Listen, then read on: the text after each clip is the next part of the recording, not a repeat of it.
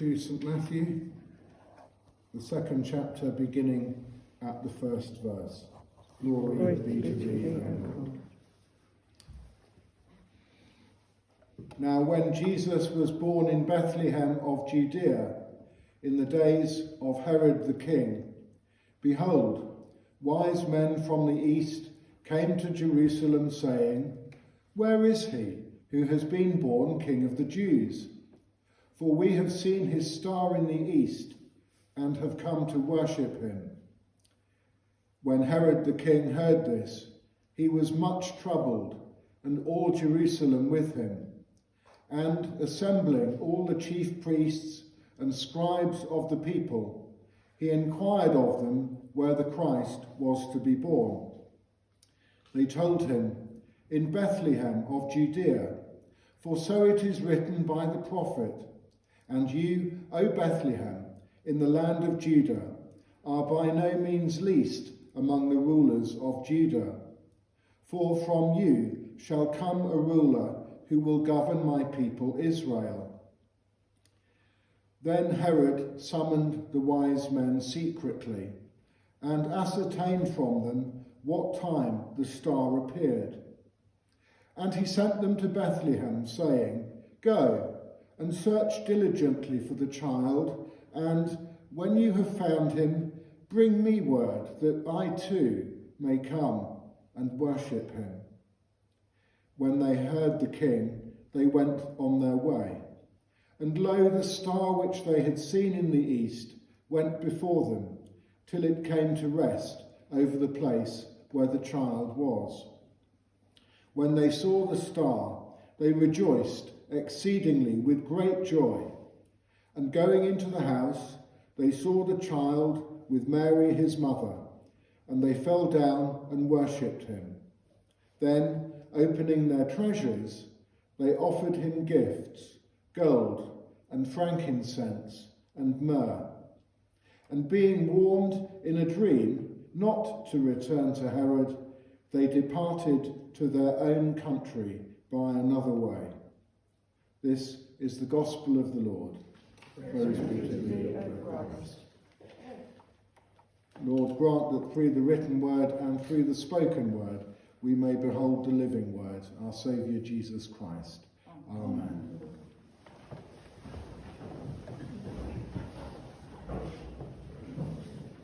The story of the Magi, the wise men, recorded only by St Matthew, is surely one of the most memorable and magical stories of the Christmas season. What matters is not so much the story as the message that it conveys. It's possible to get sidetracked with many questions, such as how many there were. We have the tradition of 3 kings, although at Goresworth I noticed we go one better. We've got 4 kings. And there is some suggestion in old writings that there might have been as many as 12. But there you go. So we don't know precisely how many wise men there were. We know they were men and we know they were wise. We're not sure exactly where they came from or what kind of star it could have been that could have led them and then pinpoint the location of the Holy Family. And to get hung up on such questions is to risk missing the important point of the story. And what is the important point, you might ask?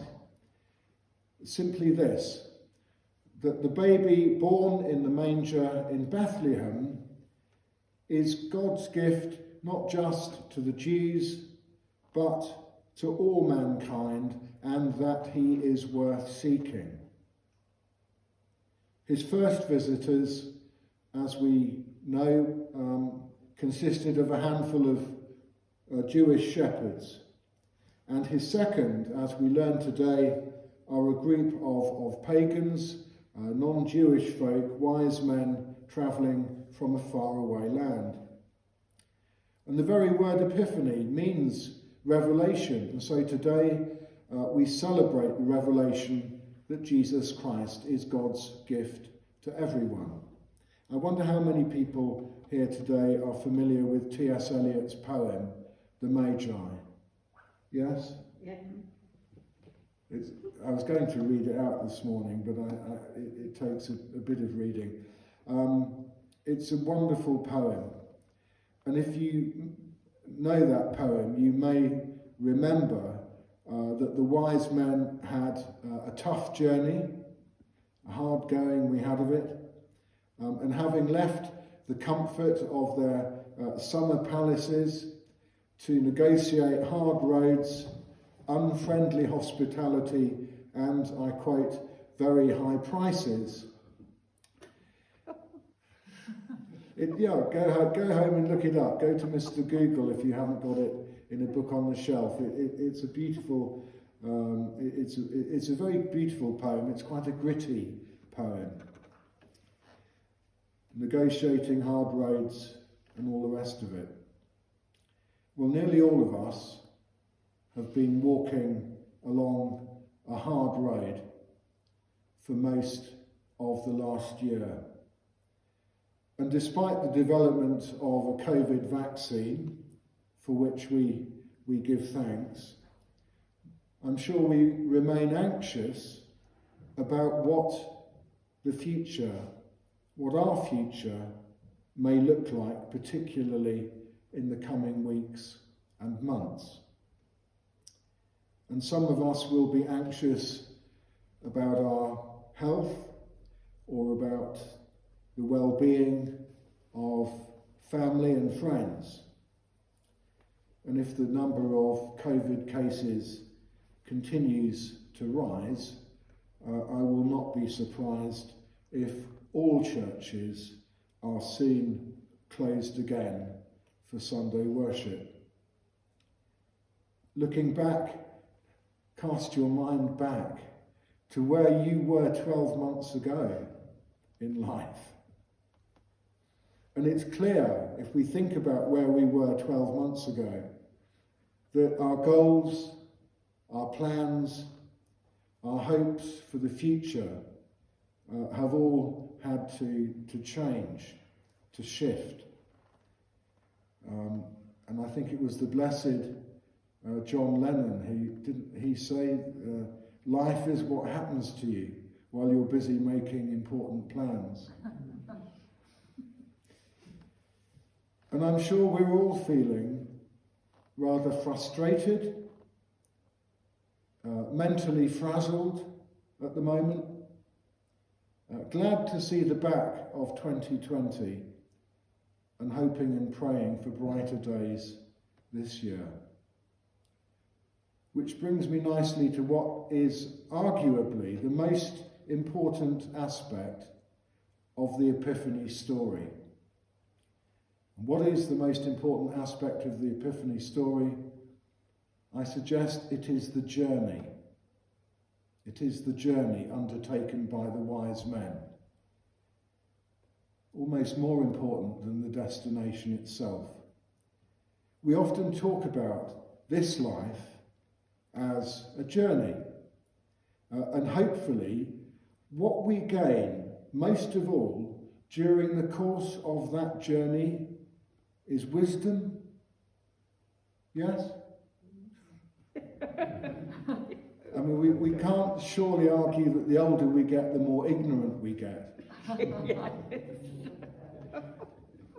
The older we get, the more experience of life, the further we go down the road, the wiser we should become. If we turn to Jesus Christ looking for an easy life,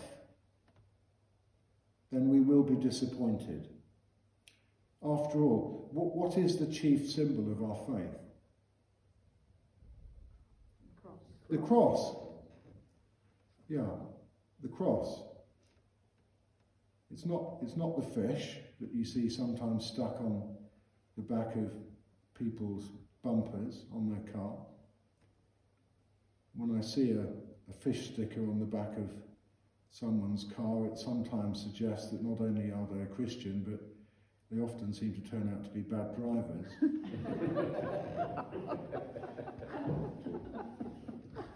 Yeah, the symbol of our faith is an instrument of torture, suffering, and death. And in the Christian religion, in our faith, surely wisdom and suffering go hand in hand.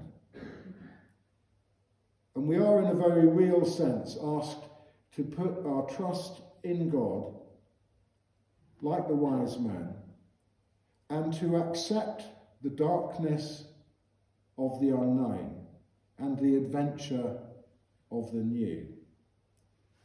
And this acceptance, if we can accept this, that's a good sign, because it's a sign, a sure sign of spiritual growth. But in the midst of the darkness, if we stop and look, we will see a bright star leading us on. Of course, for some people in this world, that star will be money, will be status, which can be with us one day and gone the next. But for Christians, Jesus Christ is the star we follow.